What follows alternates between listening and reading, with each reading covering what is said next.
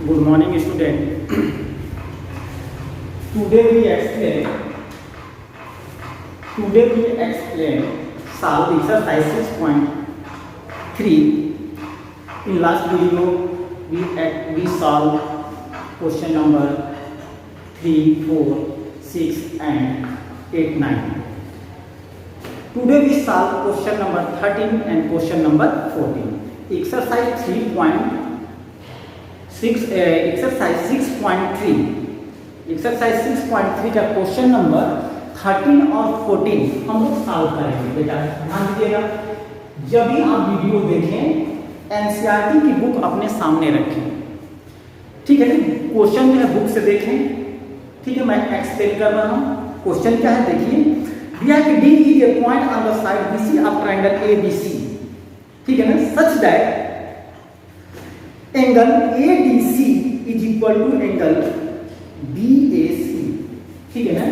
Question दिया है कि एक ट्रायंगल है, ठीक है, मान लेते हैं ABC, एक ट्रायंगल है ABC, ठीक है ना।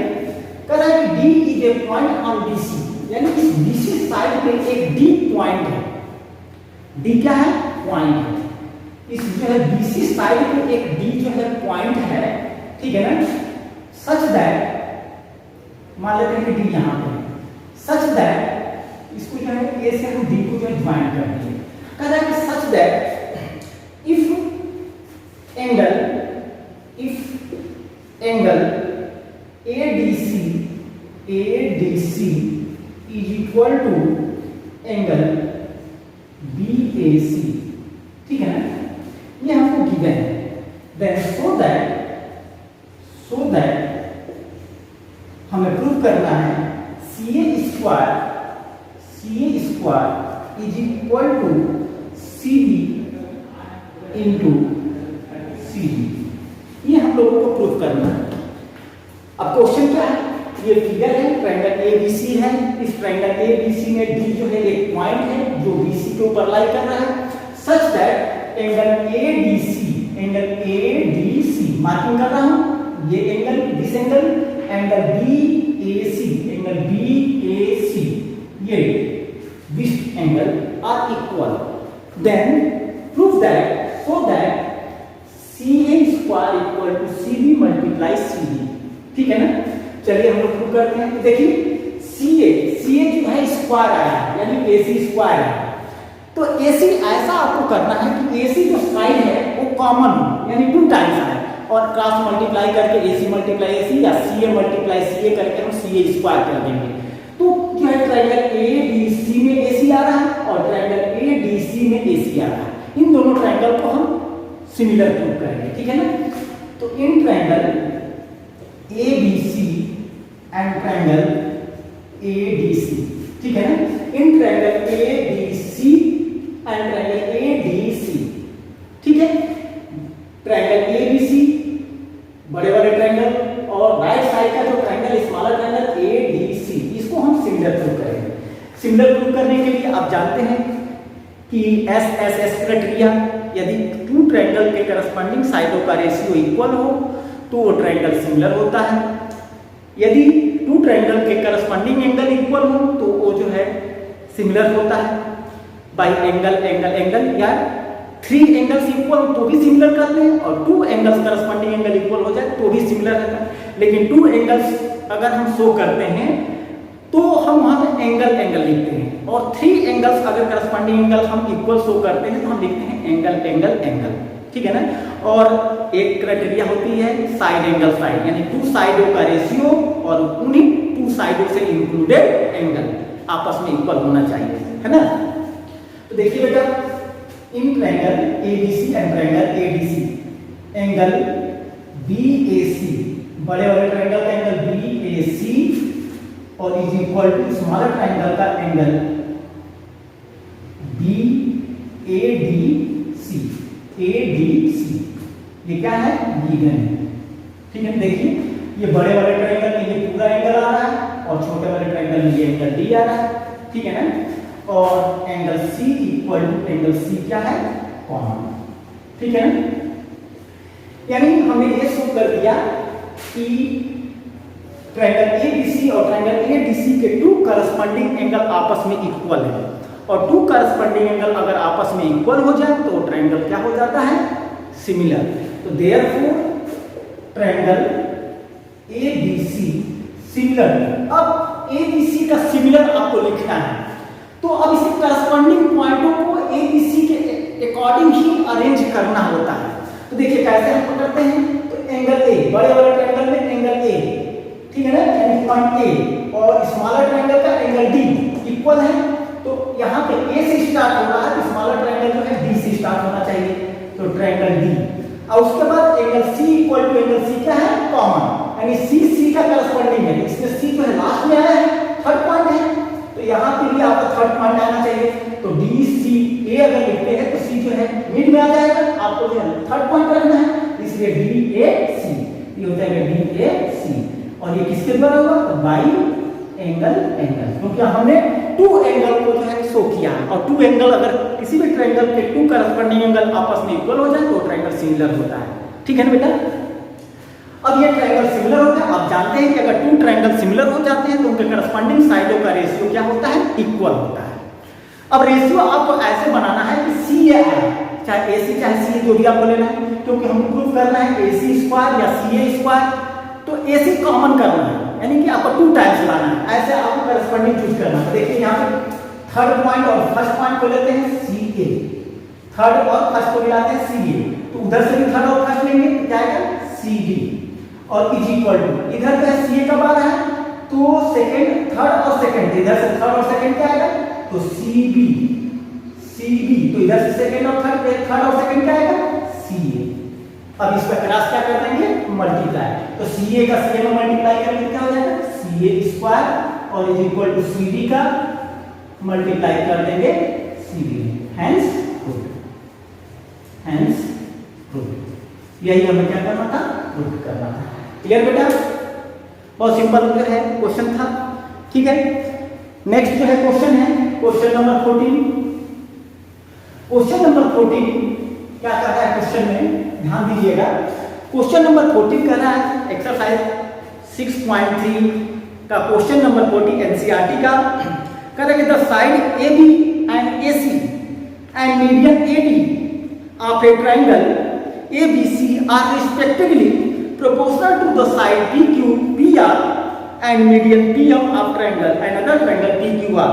Then show that triangle ABC similar to triangle PQR. अब क्या है question? Question number 14, two triangle है ABC,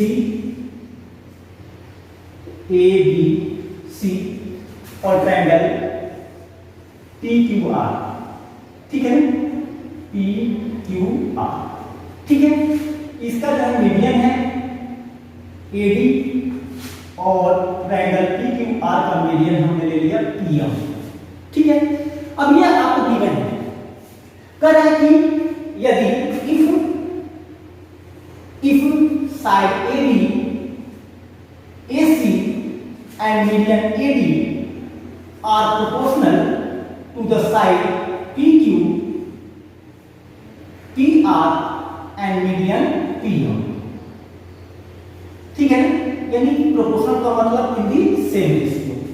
इस ट्रायंगल का साइड AB, AC, AB और PQ करस्पॉन्डिंग साइडों का रेशियो, AC और PR का रेशियो, और मीडियन AD और मीडियन PM का रेशियो आपस में इक्वल है।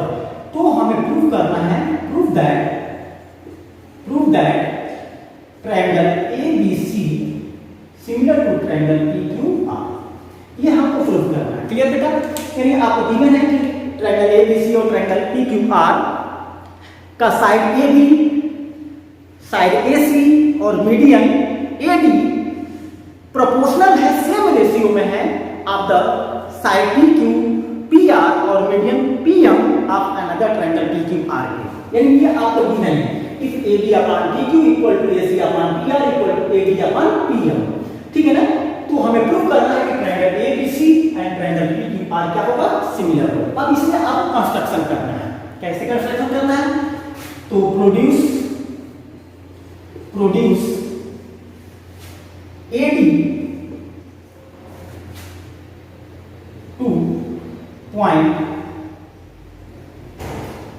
produce AD and PM to point, कोई भी नाम दे सकते हैं, तो मान लीजिए हम दे देते हैं E and N, ठीक है ना, such that AD equal to DE and PM is equal to MN, ठीक है ना। ये आपको कंस्ट्रक्शन करना है। क्या कंस्ट्रक्शन करना है? AD को प्रोड्यूस करना है टू पॉइंट कहां तक? E तक, ठीक है ना। मान लीजिए E पॉइंट होगा और PM को प्रोड्यूस करना है कहां तक? पॉइंट N तक। कोई भी नेम आप कर सकते हैं, मैं N ले रहा हूं, ठीक है। अब जो है सच दैट ऐसे प्रोड्यूस करना है कि AD और DE आपस में इक्वल हो और PM और MN आपस में क्या हो? इक्वल हो। ये पार्ट आपका इक्वल होना चाहिए। जितना AD है उतना ही इसको प्रोड्यूस करना है और जितना PM है उतना ही MN को क्या कर देना? प्रोड्यूस कर देना। अब E पॉइंट को आप पॉइंट B से अथवा पॉइंट C से आप ज्वाइन कर सकते हैं। किसी से फ्री हैं आप, है ना, किसी वन साइड आप ज्वाइन कर सकते हैं। हम E को B से भी ज्वाइन कर सकते हैं और E को जो है C से ज्वाइन कर सकते हैं। अगर E को हम B से ज्वाइन करते हैं तो यहाँ पे N को जो है Q से ज्वाइन करना पड़ेगा क्योंकि B का करस्पॉन्डिंग पॉइंट Q है, और अगर C से ज्वाइन करते हैं तो यहाँ पे हमको R से ज्वाइन करना पड़ेगा N, ठीक है ना। तो सपोज करते हैं कि हम लोग यहाँ पे ज्वाइन कर देते हैं, है ना, join EC and join NR, ठीक है। तो यहाँ पे लिखेंगे ज्वाइन, किसको ज्वाइन किया है? EC को एंड इसको NR को। ये कंस्ट्रक्शन आपका कंप्लीट हो गया। ये आपको कंस्ट्रक्शन करना है, ठीक है ना। अब आपको करना क्या है? तो करना क्या है? हमको प्रूव करना है ट्रायंगल ABC और ट्रायंगल PQR को सिमिलर प्रूव करना है, ठीक है बेटा। तो यहाँ पे हम लोग प्रूव करेंगे, ठीक है ना। तो ध्यान दीजिएगा कैसे हम लोग प्रूव करते हैं। तो in triangle ADB and triangle EDC, ठीक है ना। इन ट्रायंगल ADB, इस ट्रायंगल को और इस ट्रायंगल को मैं प्रूव करने जा रहा हूं क्या? सिमिलर, ठीक है ना। इस ट्रायंगल को और इस ट्रायंगल को हम लोग क्या प्रूव करेंगे? सिमिलर प्रूव करेंगे, ठीक है ना। तो देखिए कॉन्ग्रुएंस प्रूव करेंगे। AD इज इक्वल टू है ED बाय किसके द्वारा? कंस्ट्रक्शन के द्वारा। हमने कंस्ट्रक्शन में AD इक्वल टू DE जो है ड्रा किया है और BD is equal to CD। क्यों? क्योंकि D जो है is mid point of BC, ठीक है ना। क्योंकि AD जो है आपका मीडियन है, तो मीडियन है तो BC को जो मिड पॉइंट इंटरसेक्ट कर रहा होगा, यानी B जो है BC का क्या हो गया? मिड पॉइंट हो गया, ठीक है ना। And angle ADB is equal to angle EDC, है ना, वर्टिकली अपोजिट एंगल, ठीक है ना। अब देखिए this side equal to this side और this side equal to this side and this angle equal to this angle. तो देयरफॉर क्या हो गया? Therefore triangle ADB congruous to triangle EDC, triangle ADB congruous to triangle EDC, ठीक है ना। इसके द्वारा बाई साइड एंगल साइड के द्वारा। जब कॉन्ग्रुएंस हो गया तो आप जानते हैं कि अगर टू ट्रायंगल कॉन्ग्रुएंस होते हैं तो उनके करस्पॉन्डिंग पार्ट्स आपस में इक्वल होते हैं। तो देयरफॉर क्या हो जाएगा? AB, यहां से A और B लेते हैं फर्स्ट और थर्ड पॉइंट, यहां से आएगा E और C, तो इक्वल टू हो जाएगा EC बाई किसके द्वारा? CP के द्वारा, ठीक है ना। ये प्रूव हो गया। अब सिमिलरली यहां पे देखिए इस ट्रायंगल को और इस ट्रायंगल पी एम क्यू और ट्रायंगल एम एम आर हो गया, हम कांग्रुएंस इसी तरह से प्रूव करेंगे। तो इसमें क्या है, P M is equal to M N by construction और Q M is equal to M R, M is the mid point of Q R and angle P M Q is equal to angle N M R. ठीक है ना, vertically opposite, same condition जो यहाँ पे है वो condition यहाँ पे, इसलिए हम सेम को फिर से दिखाएंगे नहीं, हम क्या लिखेंगे सिमिलरली। सिमिलरली क्या है, तो triangle A triangle P M Q congruence to triangle N M R, ये भी वही आएगा साइड एंगल साइड के द्वारा। ठीक है बेटा, अब ये भी क्या कॉन्ग्रुएंस हो जाता है, इसमें भी CP/CD से PQ इक्वल टू क्या आ जाएगा NR, ये भी किससे आ जाएगा CP/CD से। ठीक है ना, CP/CD से ये भी आपका क्या हो गया कॉन्ग्रुएंस हो गया, और कॉन्ग्रुएंस हो गया CP/CD से, ये पार्ट आपस में क्या हो गया इक्वल हो गया। अब हमको दिया है AB upon PQ is equal to AC upon PR is equal to AD upon PM। ठीक है ना, ये क्या है बेटा गिवन है, ये क्वेश्चन में दिया हुआ if AB upon PQ equal to AC upon PR equal to AD upon PM। ठीक है ना, अब देखिए AB इक्वल टू हमने प्रूव कर दिया है, AB इक्वल टू हमने प्रूव किया EC, तो यहां पर हम EC जो है रिप्लेस कर देते हैं, और अपॉन PQ इक्वल टू हमने प्रूव किया है NR, तो PQ प्लस के NR प्रूव कर देते हैं equal to AC upon PR और इज इक्वल टू AD, तो इसमें हम न्यूमरेटर में भी 2 से मल्टीप्लाई और डिनोमिनेटर में भी हम 2 से क्या कर रहे हैं मल्टीप्लाई, वैल्यू में तो कोई चेंजिंग होगा नहीं। अब यहाँ पे दिखाना चाहते हैं, दिखा दीजिए कि AB equal to EC and PQ is equal to NR, ये रिप्लेस किया गया। ठीक है ना, ये हो जाएगा EC upon NR is equal to AC upon PR is equal to 2AD। अब AD का डबल करना है, तो AD जितना है उतना AC है, तो AD का जब डबल करेंगे तो हमें क्या मिल जाएगा AE, तो 2AD के प्लेस पर हम लिख सकते हैं AE रिप्लेस कर सकते हैं, और 2PM का डबल तो क्या मिलेगा PN, ये मिल जाएगा आपका PN। अब हमने क्या प्रूव किया वो देखिए, हम लोगों ने प्रूव किया EC upon NR is equal to AC upon PR is equal to AE upon PN, ये हमने प्रूव कर दिया। इसका मतलब triangle AEC and triangle PNR के जो 3 करस्पॉन्डिंग साइड हैं उनका रेशियो आपस में इक्वल है, और जानते हैं कि किसी भी 2 ट्रायंगल के 3 करस्पॉन्डिंग साइडों का रेशियो अगर इक्वल है तो ट्रायंगल क्या होता है सिमिलर होता है। ठीक है ना, इसलिए ट्रायंगल क्या हो जाएगा, तो देयरफॉर ट्रायंगल AEC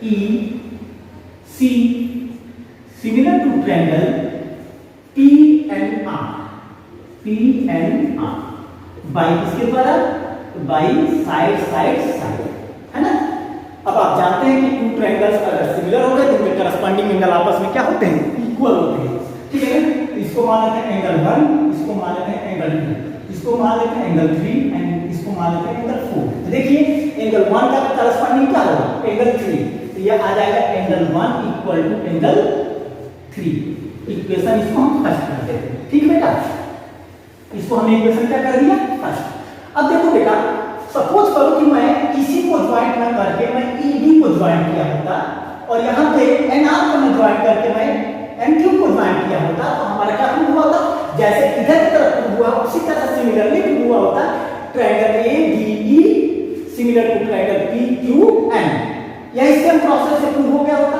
तो उसमें जो है सिमिलर प्रूव होता, तो CPST से एंगल 2 इक्वल टू क्या प्रूव हुआ होता एंगल 4, है ना।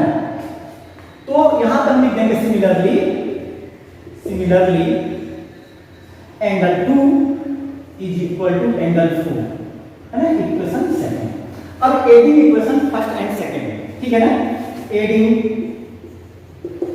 Equation first and second we get, हम लोग को क्या मिलेगा, देखिए बेटा एंगल 1 लेफ्ट में है और यहाँ पे एंगल 2 लेफ्ट में है, ऐड करेंगे एंगल 1 प्लस एंगल 2 मिल जाएगा इक्वल टू, यहाँ पे राइट साइड में एंगल 3 और यहाँ पे राइट साइड में है एंगल 4, एंगल 3 और एंगल 4 ऐड करेंगे एंगल 3 और प्लस एंगल 4। अब फिगर में वापस आइए, एंगल 1 और प्लस एंगल 2 इसको ऐड करेंगे तो पूरा एंगल मिलेगा, इस पूरे एंगल का नाम एंगल BAC या हम लिख सकते हैं एंगल A, है ना, is equal to angle 3 plus angle 4 को हमने प्रूव किया, तो angle 3 plus angle 4 is equal to हम लिख सकते हैं एंगल P।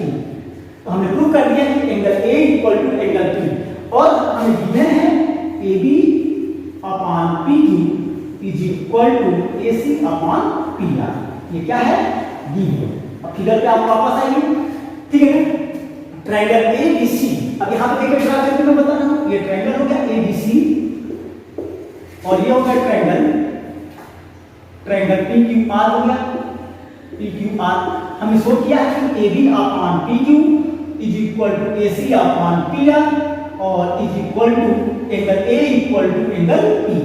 तो हमने प्रूव किया है कि ट्रायंगल ABC और ट्रायंगल PQR के टू करस्पॉन्डिंग साइडों का रेशियो इक्वल है और उन्हीं साइडों से इंक्लूडेड वन एंगल इक्वल है। तो आप जानते हैं therefore triangle ABC similar to triangle PQR by किसके द्वारा, साइड एंगल साइड के द्वारा, साइड एंगल साइड के द्वारा ये ट्रायंगल क्या हो गया बेटा, सिमिलर हो गया। Okay, thank you.